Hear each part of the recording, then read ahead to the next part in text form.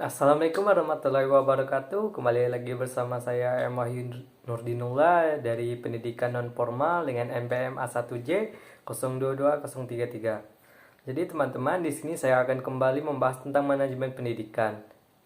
Apa saja sih yang akan kita bahas dalam video kali ini? Yuk kita simak. Yaitu bab 6 konsep manajemen pendidikan tinggi. Yang pertama, konsep dasar. Pendidikan tinggi merupakan jenjang pendidikan setelah pendidikan menengah yang mencakup program diploma, sarjana, magister, program dokter, program profesi, dan program spesialis yang diselenggarakan oleh perguruan tinggi.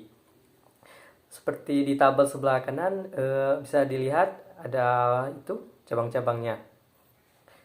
Kemudian lanjut. Perguruan tinggi adalah satuan pendidikan yang menyelenggarakan pendidikan tinggi. Adapun yang pertama, akademi, menyelenggarakan program pendidikan profesional pada satu cabang atau sebagian cabang ilmu pengetahuan, teknologi atau kesenian tertentu. Yang kedua, politeknik, menyelenggarakan program pendidikan profesional pada beberapa bidang pengetahuan khusus atau perguruan tinggi yang menyelenggarakan pendidikan vokasi. Yang ketiga, sekolah tinggi menyelenggarakan program pendidikan akademik dan atau profesional dalam lingkup satu disiplin ilmu tertentu. Yang keempat, institut menyelenggarakan program pendidikan akademik dan atau profesional dalam sekelompok disiplin ilmu pengetahuan, teknologi, dan atau kesenian. Yang kelima, universitas menyelenggarakan program pendidikan akademik dan atau profesional dalam beberapa disiplin ilmu pengetahuan teknologi, dana atau kesenian tertentu. Lanjut, penyelenggaraan perguruan tinggi. Peraturan Pemerintah Nomor 60 Tahun 1099 yaitu pendidikan tinggi mengatur bahwa penyelenggara perguruan tinggi yang dilakukan oleh masyarakat haruslah berbentuk sebuah yayasan atau badan yang bersifat sosial. Ada dua jenis penyelenggaraan perguruan tinggi. Ada yang bersifat perguruan tinggi swasta atau perguruan tinggi negeri. Baik, lanjut. Manajemen perguruan tinggi. Adapun yang terdapatnya perencanaan. Perencanaan program kerja dan perencanaan anggaran. Pengorganisasian yang terdapat karyawan akademik meliputi dosen dan peneliti.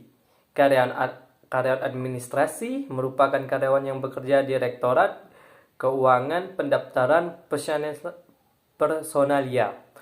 Yang kemudian karyawan penunjang akademik, ahli di bidang perpustakaan, laboratorium atau dan lain-lainnya.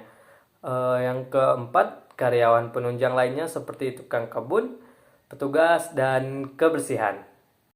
Baik, lanjut. Manajemen perguruan tinggi terdapat juga pergerakan dan pengawasan. Di pergerakan, fungsi pergerakan meliputi memberikan beberapa motivasi, memimpin, menggerakkan, mengevaluasi kinerja individu, memberikan imbalan jasa, mengembangkan para manajer, dan lainnya. Fungsi pergerakan kadang-kadang digantikan dengan istilah lain, misalnya fungsi kepemimpinan atau dalam tanda kurung leading. Yang kedua tadi pengawasan. Pengawasan adalah pengamatan dan pengukuran apakah pelaksanaan dan hasil kerja sudah sesuai dengan perencanaan atau tidak. Kalau tidak ada kendalanya dan bagaimana menghilangkan kendala agar hasil kerja dapat sesuai dengan yang telah direncanakan. Baik, lanjut. Dimensi makna perguruan tinggi. Yang pertama, dimensi etis. Universitas dikenal sebagai pusat kreativitas dan pusat penyebaran ilmu. Pengetahuan bukan demi kreativitas sendiri, tetapi demi kesejahteraan juga umat manusia. Yang kemudian, dimensi keilmuan. Tujuan utama pendidikan tinggi adalah mengembangkan dan menyebarkan ilmu pengetahuan, teknologi, dan kebudayaan dengan proses belajar mengajar, penelitian, dan pengabdian kepada masyarakat. Baik, yang ketiga, dimensi pendidikan. Di sini yang dimaksud dengan dimensi pendidikan yaitu proses penyediaan manusia muda menjadi manusia dewasa, yaitu manusia yang mandiri dan bertanggung jawab. Baik, lanjut. Ada juga dimensi sosial. Perguruan tinggi mempersiapkan para mahasiswa untuk mengambil tanggung jawab di dalam masyarakat untuk pembaruan dan perbaikan terus-menerus dalam tata kehidupan bermasyarakat dan bernegara. Lanjut, dimensi kooperasi. Perguruan tinggi memberikan jasa kepada masyarakat berupa pendidikan tinggi dalam bentuk proses belajar, mengajar, dan penelitian. Baik, lanjut. Perguruan tinggi dan tantangan globalisasi. Yang pertama ada tantangan pengelolaan. Yang dimaksud yaitu gaji dosen asing yang begitu tinggi tampaknya sulit bersaing dengan perguruan tinggi dalam negeri. Yang kedua, tantangan belajar mengajar. Globalisasi ternyata mengubah cara belajar mengajar dan bertatap muka dengan melalui hubungan personal antara dosen dan mahasiswa menjadi hubungan maya dan non-personal melalui internet dan video jarak jauh. Baik, lanjut. Tantangan pendidikan nilai.